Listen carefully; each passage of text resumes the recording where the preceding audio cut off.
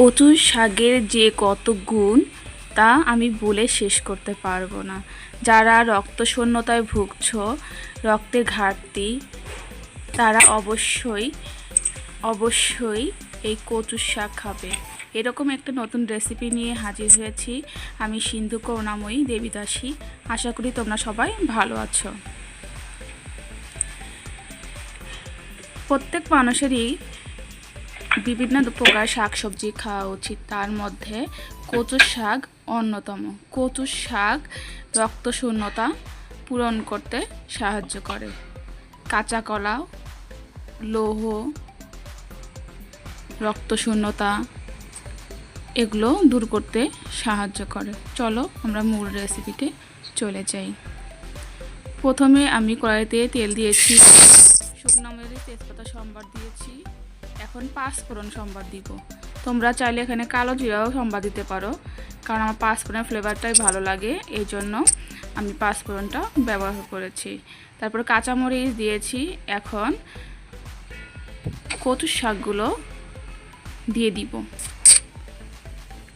দেখো কচু শাক দেওয়া হয়ে গেছে। এখন পরিমাণ মতো লবণ আর হলুদ দিয়েছি।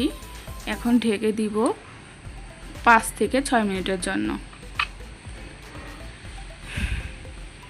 5 থেকে 6 মিনিট পরে দেখো কতটা সুন্দর হয়েছে, কালারটা সুন্দর হয়েছে।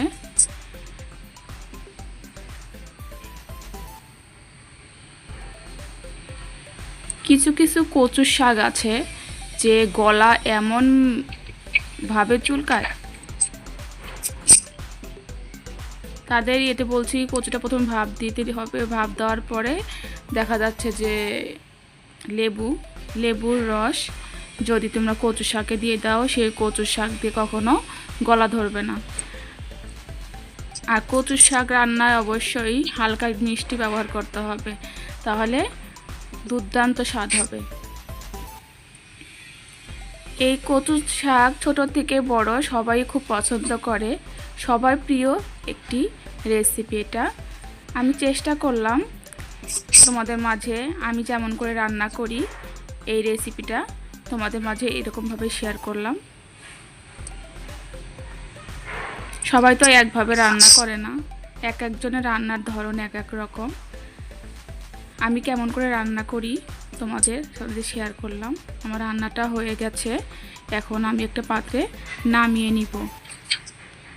দেখো কচু শাকটা দেখতে কত সুন্দর হয়েছে, এটা ফাইনাল লুক।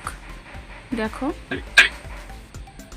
আমার এই ভিডিওটা যদি ভালো লাগে অবশ্যই সাবস্ক্রাইব করবে এবং শেয়ার করবে।